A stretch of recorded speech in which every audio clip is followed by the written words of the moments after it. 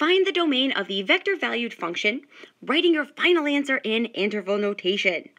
So here we have a vector-valued function in R3. So we have the f of t component, the g of t component, and the h of t component. So let's think about the domain of each one of these components separately first, and then we'll take the intersection. So we have f of t is defined as cosine of 2t. And now we know that cosine has a domain of all reals. So we can say here that t is an element of all real numbers, so from negative infinity to positive infinity. For g of t, we have the natural exponential raised to the square root of t. Now, while the natural exponential has a domain of all reals, we know that that same idea does not hold true for square roots. So we know with the square root that the radicand must be greater than or equal to 0. And so we have the interval t is any real number greater than or equal to 0.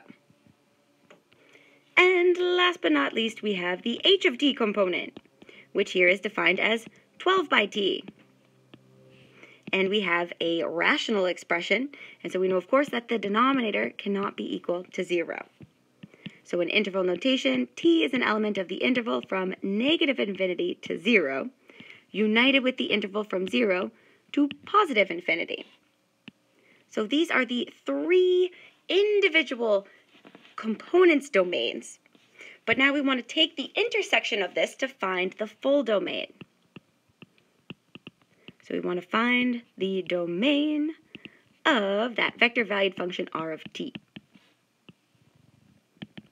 And again, we can think about this as the domain, the full domain, is the intersection of the domain of the f component, intersected with the domain of the g component, intersected with the domain of the h component.